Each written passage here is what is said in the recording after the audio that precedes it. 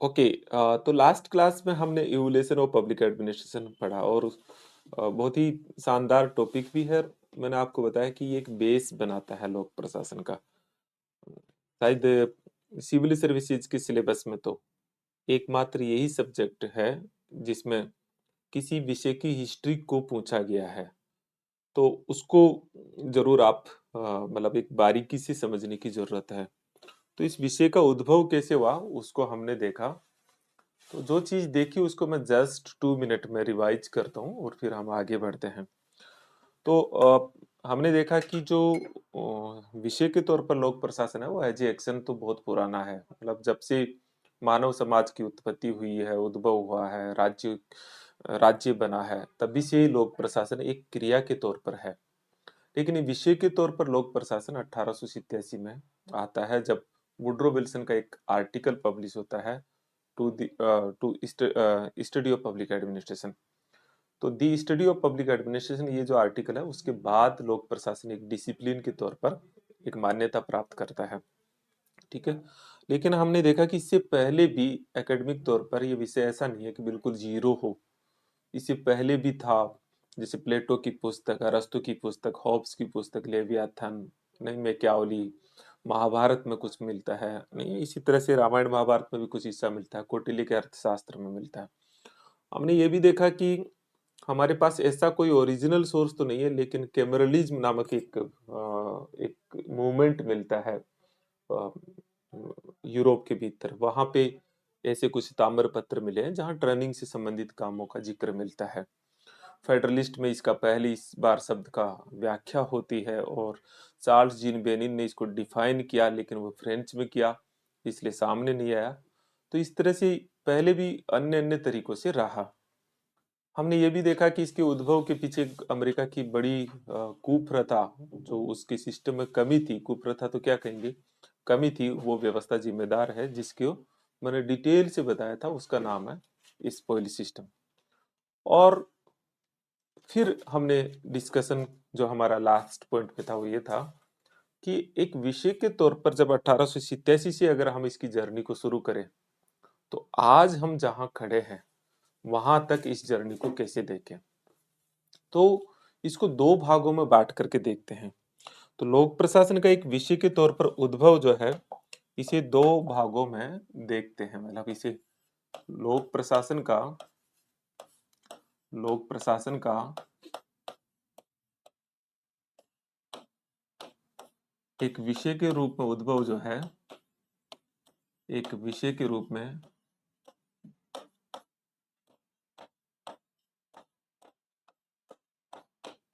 उद्भव जो है, इसको हम दो भागों में बांट के देखते हैं। एक भाग वो है जिसमें हम जो है, जिसे हम सामान्य तौर पर, अगर आप जो सामान्य वर्गीकरण है, मतलब वो वर्गीकरण जिसे आप लिखना है, कभी भी कोई क्वेश्चंस हो तो उसे आप लिखना है, वो वर्गीकरण हम कालखंडों का देखेंगे। एक वर्गीकरण और है जो कभी कभी पूछ सकते हैं, मतलब संभावना है और मुझे लगता है अच्छी संभावना है, वो पुस्तकों में बहुत कम जिक्र मिलता है। उसे हम कहते हैं निकोलस हेनरी का वर्गीकरण। तो जो निकोलस हेनरी का वर्गीकरण है उसमें सिर्फ हमें कालखंड को देखना है कि वो कालखंड को किस तरह से विभाजित करते हैं। ठीक है। तो पहला जो वर्गीकरण है उसे हम कालखंड में बांटते हैं, तो 5 चरणों में बांटते हैं। कुछ कुछ पुस्तकों में 6 चरण भी है, लेकिन आप 5 चरणों वाला ही लिखिए, क्योंकि वही सबसे ठीक, सबसे ज्यादा अभी तक माना जाता है। ठीक है। तो पहला कालखंड है वो है राजनीति में, अंग्रेजी बोलूंगा और हिंदी लिखूंगा, राजनीति प्रशासन द्विभाजन। राजनीति प्रशासन द्विभाजन, अंग्रेजी में हम कहते हैं dichotomy of politics and administration. Dichotomy of politics and administration. और कालखंड जो है वो कालखंड हम लेते हैं 1887 से लेकर के 1887 से लेकर 1926 तक का कालखंड हम इसमें लेते हैं। ये पहला विभाजन है। दूसरा विभाजन है वो है सिद्धांतों का स्वर्ण काल, गोल्डन एरा ऑफ प्रिंसिपल।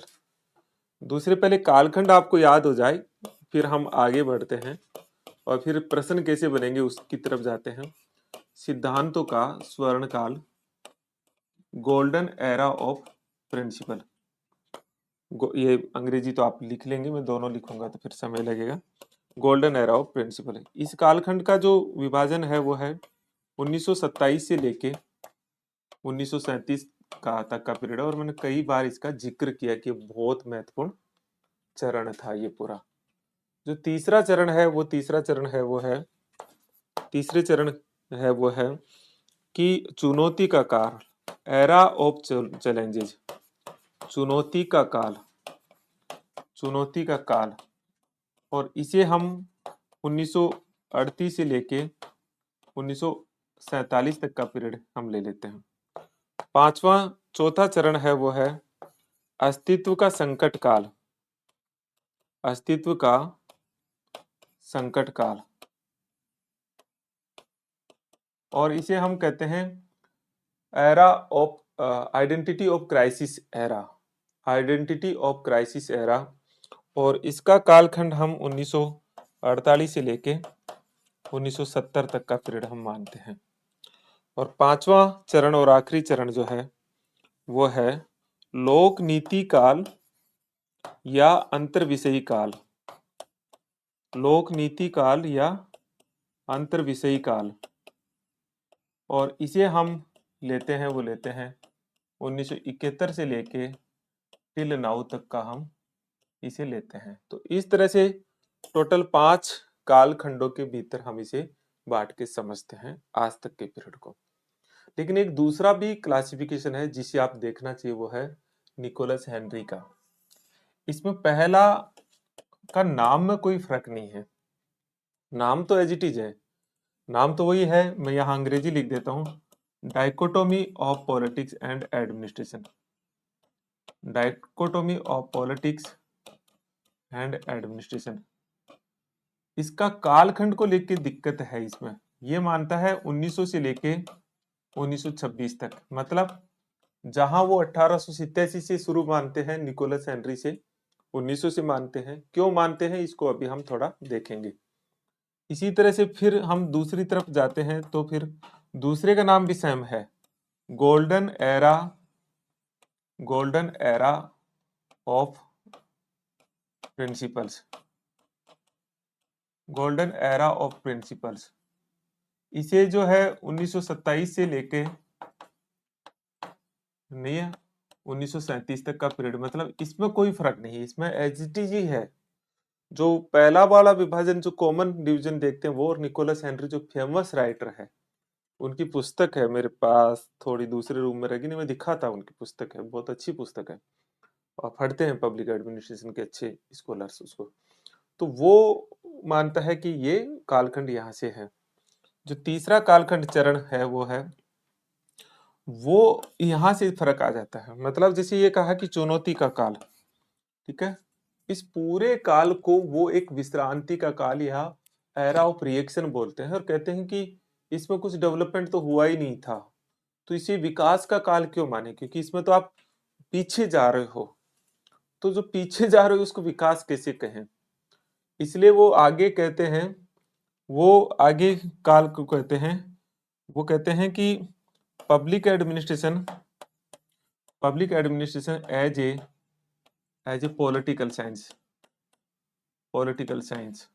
और ये कालखंड वो कहते हैं कि 1950 से लेके 1970 तक का जो कालखंड है वो ये है कि लोक प्रशासन एक राजनीति विज्ञान के रूप में, लोक प्रशासन एक राजनीति विज्ञान के रूप में, और ये 1950 से 1970 तक का कालखंड है। फिर हम थोड़ा आगे बढ़ते हैं, अगला चरण ये काफी इंटरेस्टिंग है। मतलब आप ऊपर वाले में देखेंगे तो 1937 से 1950 तक का जो पीरियड है, 1938 से 50 तक का पीरियड है, उसमें वो कोई विकास नहीं मान रहे, वो सीधे 1950 से 1950 से 1970 आते हैं। और फिर आगे वो कहते हैं कि public administration, public administration as a management, public administration as a management, ये 1956 से लेके, आप इंटरेस्टिंग चीज है, 1956 से लेके 1970 तक कहते हैं। मतलब बड़ी इंटरेस्टिंग चीज है कि 1950 से 1970 तक का पीरियड है, उसको वो कहते हैं public administration as a political science. क्यों कहते हैं, वो थोड़ा आपको जैसे जैसे इसके बारे में जानकारी मिलेगी और थोड़ा समझ बढ़ेगी, वैसे वैसे आपको समझ में आएगी ये बात। और public administration as a management, लोक प्रशासन प्रबंधन विज्ञान के रूप में इसको वो डिवाइड करते हैं 1956 से 1956 से 1970। तो यहाँ जो 1956 से 1970 का जो पीरियड है वो एक तरह से ओवरलैप हो रहा है। तो ये क्या है, मतलब समझने वाली बात है कि भाई ये एक ही कालखंड में दो धाराएं क्यों चल रही है। तो आगे जब जाएंगे तो शायद आप खुद ही जब इस कहानी को देखेंगे तो समझ जाएंगे, लेकिन अभी सिर्फ इस कालखंड को समझना है। और पांचवा चरण को वो कहते हैं public administration as a public administration, मतलब लोक प्रशासन, एक लोक प्रशासन के तौर पर 1971 से अब जो है कालखंड है उसको इस रूप में देखते हैं कि लोक प्रशासन एक लोक प्रशासन के रूप में। तो एक तरह से ये जो कालखंड है ये आपका 5 चरणों का कालखंड है। दोनों को पहले आपको कंपैरेटिवली एक कालखंड के तौर पर आपकी एक तस्वीर, अगर आप नए स्टूडेंट हैं तो बिल्कुल एक तस्वीर बन जानी चाहिए, और अगर आप पुराने स्टूडेंट हैं तो इसे थोड़ा सा देखना चाहिए कि दोनों की कंपैरेटिवली कि पहला चरण, दूसरा चरण, तीसरा चरण, चौथा चरण, पांचवा चरण में क्या कालखंड में अंतर है और क्या नामकरण में अंतर है। तो एक बार मुझे मैसेज जरूर कर दीजिए कि इतनी बात जो सिर्फ मैंने कालखंड बताए यहाँ तक आप कंफर्ट हो। फिर मैं पहला कालखंड ले रहा हूं जो दोनों में सेम नाम है। तो पहला जो कालखंड है वो है राजनीति प्रशासन द्विभाजन का चरण। मतलब जो चरण पहला है, चरण फर्स्ट है, वो है राजनीति प्रशासन द्विभाजन का कालखंड, डायकोटोमी ऑफ पॉलिटिक्स और एडमिनिस्ट्रेशन। और हम इसे जो है 1887 से 1926 तक का जो पीरियड है उसी में लेंगे, जो हमारा हमारा खुद का जो सामान्य वर्गीकरण है उसमें इसी को हम लेते हैं। ठीक है, तो ये हमारा पहला जो है पॉइंट है। ये कितना महत्वपूर्ण टॉपिक है, तो मैं ये कह सकता हूं कि केवल डायकोटोमी ऑफ पॉलिटिक्स और एडमिनिस्ट्रेशन, केवल इसी पे 150 शब्दों का क्वेश्चन बन सकता है, केवल इसी पे। और 50 शब्दों का तो मतलब पता नहीं कितनी बार बना सकते हैं इसमें। और पूरे विभाजन को लेके एक बार आरएस में 100 शब्दों का पूछ लिया तो 150 शब्दों में तो 150 में तो क्या है, वो तो पूछ ही सकते हैं। तो इसमें भीतर भी कई सवाल बनते हैं। जैसे एक सवाल तो आप खुद के दिमाग में आ गया होगा कि हम 1887 से मानते हैं, जबकि निकोलस हेनरी हेनरी जो है 90 से क्यों मान रहा है इसका विकास। तो इसकी भी हमें पता होना चाहिए, उसको लेके भी कोई सवाल हो। तो आजकल जो आरएस में सवाल आते हैं या कोई भी मतलब रिटर्न एग्जाम में जो सवाल पीएससीज बनाती है, वो ऐसे नहीं बनाती कि सीधे सीधे कोई आप लिख पाए। अगर आप में एक समझ है तो आप लिख पाएंगे, और मेरी कोशिश तो यही होती है कि मैं वो समझ आपके भीतर विकसित कर पाऊं। तो हम पहले कालखंड को देखते हैं। तो पहला कालखंड में क्या होता है, तो मैं पीछे लेके जाता हूं जो घटनाक्रम पहले हुआ, जो मैंने कहानी बताई कि अमेरिका के भीतर एक बुराई चल रही थी जिसका नाम था स्पॉइल सिस्टम।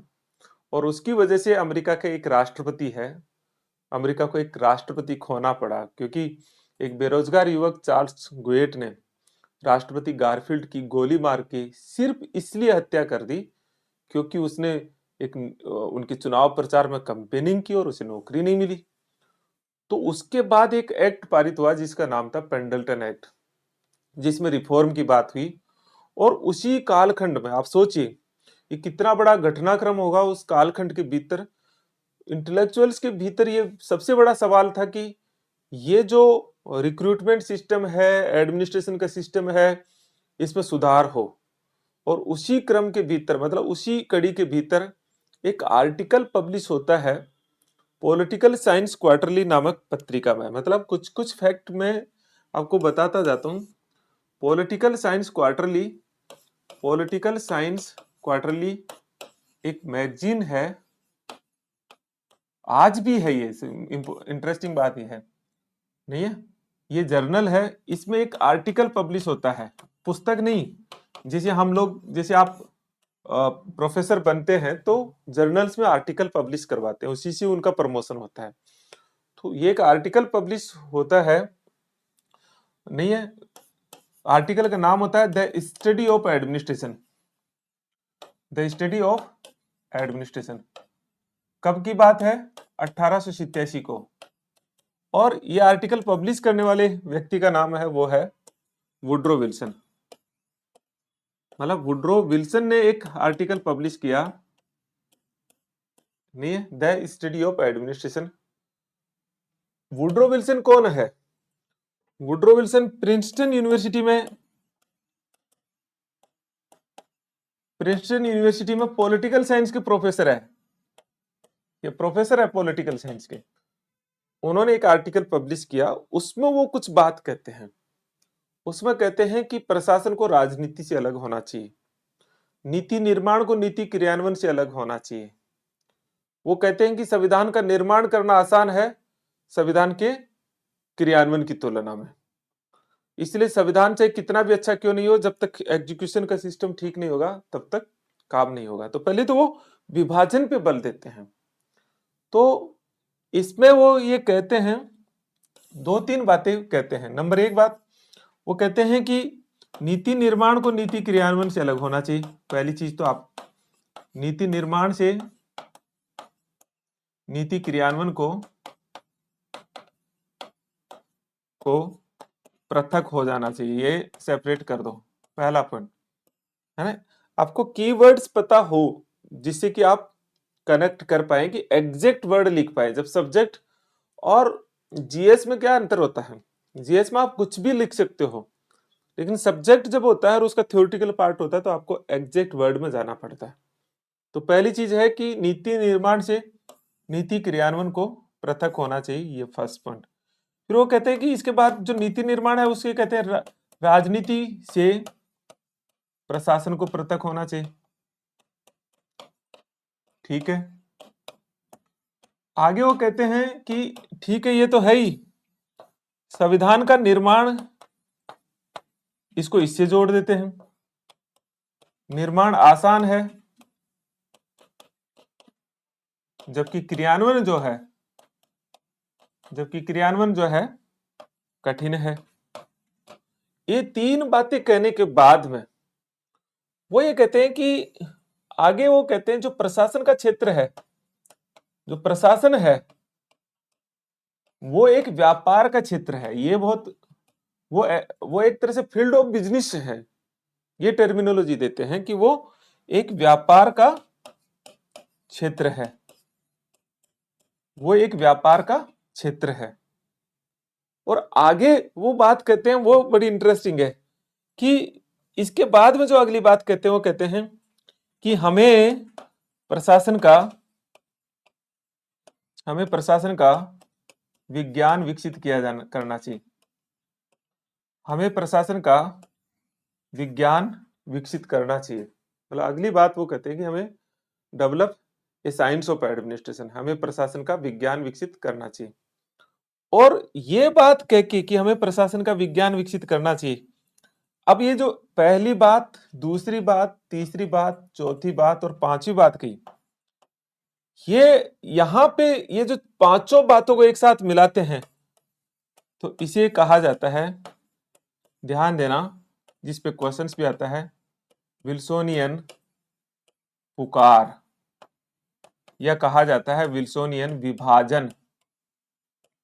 मतलब वुड्रो विल्सन ने पुकार की कि प्रशासन, राजनीति से प्रशासन को पृथक होना चाहिए, ये वो एक पुकार करते हैं। और यही से एक धारा शुरू होती है कि राजनीति विज्ञान से प्रशासन को पृथक होना चाहिए। यहीं से, मतलब पहली धारा यहीं से शुरू होती है, ठीक है।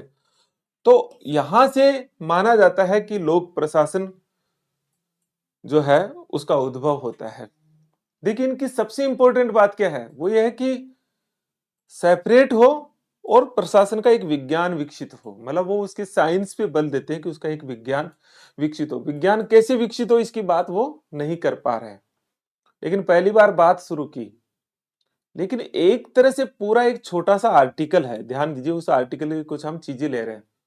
कोई सिस्टमेटिक तौर पर कोई बड़ा लिटरेचर नहीं लिखा है इन्होंने, मतलब कोई इतना बड़ा साहित्य नहीं लिखा कि हम कहें कि वुडरो विल्सन ने बड़ा काम किया। एक मुश्किल से 5-7 पेज का 10 पेज का आर्टिकल लिखा, लेकिन एक बात उसमें कही और इसी आधार पे वुडरो विल्सन को फादर ऑफ पब्लिक एडमिनिस्ट्रेशन के तौर पर हम, मतलब एक तरह से फाउंडर हो गए, फादर ऑफ पब्लिक, अपना नाम अमर कर गए।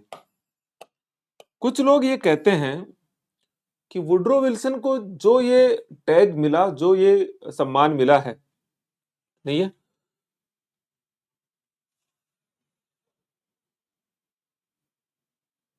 नहीं है, वुडरो विल्सन को जो ये मिला है, आपके कोई भी सवाल होते हैं ना वो मैं लास्ट में लेता हूँ, आप लिख दीजिए और आप को मैं बताऊंगा तभी जब क्लास एंड हो जाएगी, है ना। हाँ, टॉपिक जो चल रहा है उससे रिलेटेड भी, लेकिन आप जितना लिखेंगे मुझे अच्छा लगता है। तो आप कमेंट्स में एक नहीं 10 कमेंट्स भी लिखिए जब क्लास का एंड करूंगा तब, क्योंकि मैंने एक चीज महसूस किया कि मैं बीच बीच में आपके मैसेज देखता हूँ तो मैं मेरा कंसंट्रेशन और फ्लो टूट जाता है मेरे। तो ये देखते हैं, है ना, तो ये चीज मैं थोड़ा सा आपको बता रहा था। ओके, तो मैं कहाँ था? हाँ, तो कुछ लोग कहते हैं कि ये जो सम्मान वुडरो विल्सन जी को मिला है और आज भी मिल रहा है, ठीक है, वो उसके हकदार नहीं है।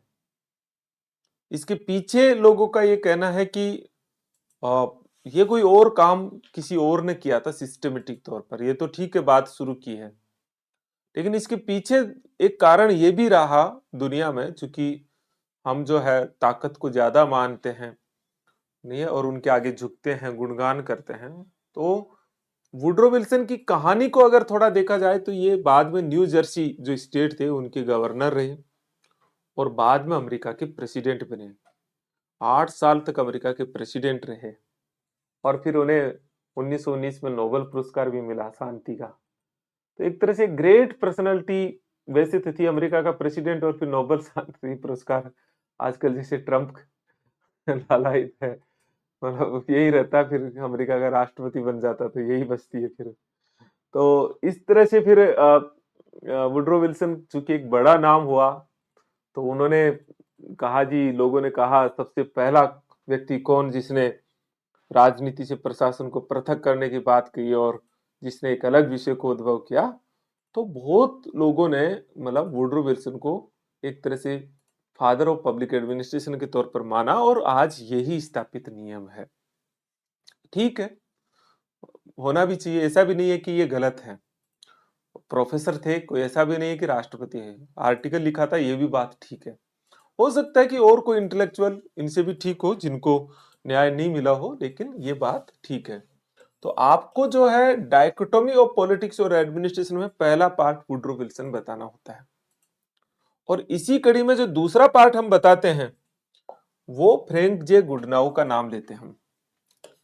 फ्रैंक जे गुडनाउ का नाम हम लेते हैं। फ्रैंक जे गुडनाउ जो है, उनकी पुस्तक है पॉलिटिक्स,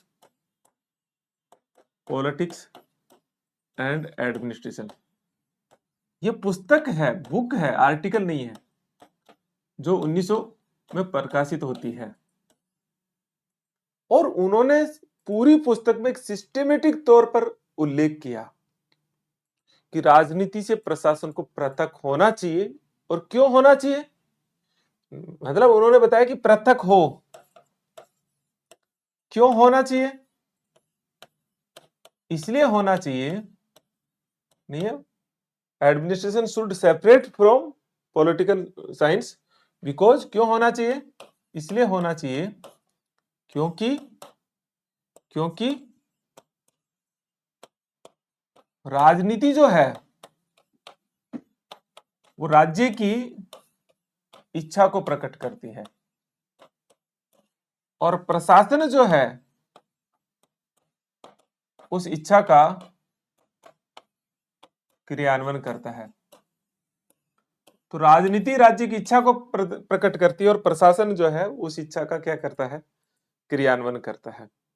तो ये जो बात है, ये बात जो है वो वुड्रो विल्सन, फ्रैंक जे गुडनाउ करते हैं। तो फ्रैंक जे गुडनाउ ने कहा कि पॉलिटिक्स या एडमिनिस्ट्रेशन को सेपरेट हो जाना चाहिए, और इसके पीछे वो तर्क देते हैं, बहुत स्ट्रोंगली तर्क देते हैं। कुछ और चीजें भी अगर हम देखें तो आप देख सकते हो, जैसे मैं खोलता हूं और तो फ्रैंक जे गुडनाउ जो है वो कहते हैं कि इन्हें अलग हो जाना चाहिए, क्योंकि ये विल का मामला है पूरा पूरा, और बहुत सिस्टमेटिक ढंग से उसका उल्लेख भी करते हैं, उसको करते हैं। ठीक है, ये कहते हैं कि political science is more concern with legislative, while public administration is more concerned with the executive branch of government or the bureaucracy।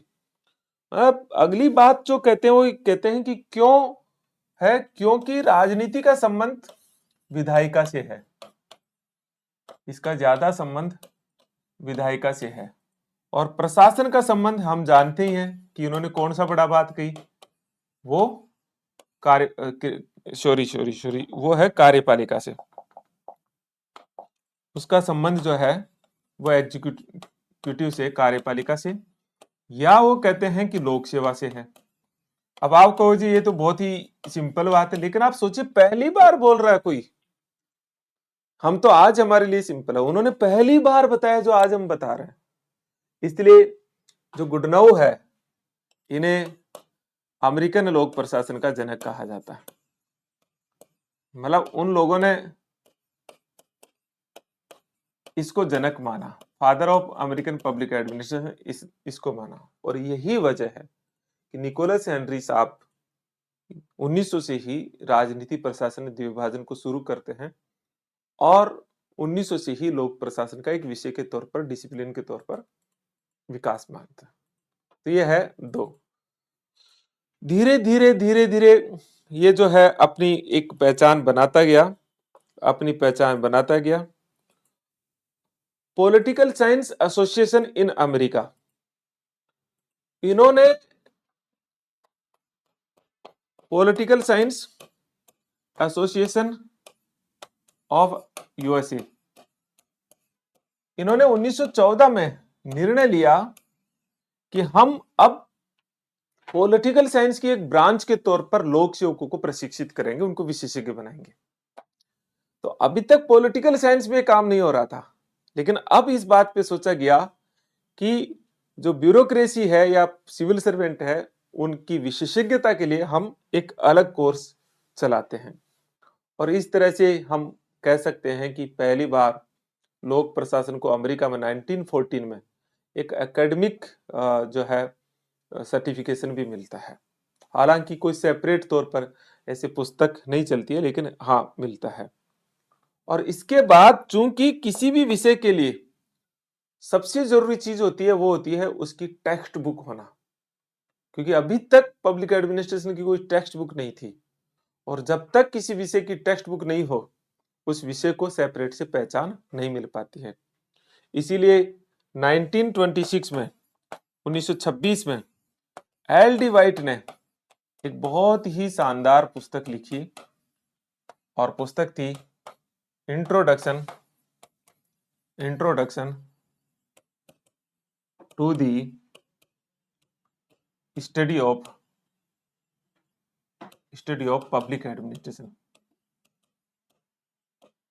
और इस तरह से ये फर्स्ट टेक्स्ट बुक बनती है, और जैसे ही ये पहली टेक्स्ट बुक आती है, लोक प्रशासन को एक तरह से अकादमिक एकेडमिक मान्यता सर्टिफिकेशन मिल जाता है कि ये एक विषय है। तो इस तरह से ये जो पूरा कालखंड है, इसमें राजनीति विज्ञान से लोक प्रशासन को पृथक्करण पर पूरा फोकस रहता है, ये पूरा का पूरा। तो मदर सब्जेक्ट पॉलिटिकल साइंस है इसका, और यहां से ये बाहर निकलता है। आपके लिए चैलेंज क्या है एज ए स्टूडेंट? मैं सोचता हूं बिल्कुल नया स्टूडेंट जो साइंस से आया और वो पब्लिक एडमिनिस्ट्रेशन पढ़ रहा है, तो उसके दृष्टिकोण से मैं जो चैलेंज समझता हूँ वो है पुस्तकों के नाम, लेखकों के नाम, थोड़ा-सा वो जब देखते हैं अरे ये मतलब क्या बात कर रहे हैं, उन्हें लगता है कि साइंस जैसी कोई ऐसी चीज़ नहीं है, ये मतलब छोटी-छोटी बातें हैं। लेकिन सोशल साइंस का चैलेंज ये है कि इस तरह से चीज़ों को जो बाइफरकेट करके उनका ऑर्डर स्थापित करना और उनके भीतर भी साइंस ढूँढना, है ना? तो ये ज़्यादा बड़ा चैलेंज मानता हूँ मैं। और इस तरह से इनको थोड़ा-थोड़ा आप एक बार जब देखोगे तो लगेगा अरे बहुत ईज़ी है, लेकिन फिर भूलोगे, फिर बार-बार देखोगे, तो एक धीरे-धीरे जब आप इस सब्जेक्ट के संपर्क में आओगे तो आपके रिदम हो जाएगा अच्छा ये चीज़ है। फिर आप किस चीज़ को कहाँ से जोड़ दोगे, किसको कहाँ से जोड़ दोगे, ऐसा होगा उसके बाद। तो पहले सब्जेक्ट से एक एक फैमिली बनाओ, उसके साथ फ़ैमिलियर हो, तो ये है। लेकिन इस पूरे कालखंड की एक सा खास बात है वो ये है, जो निकोलस हेनरी ने बताई।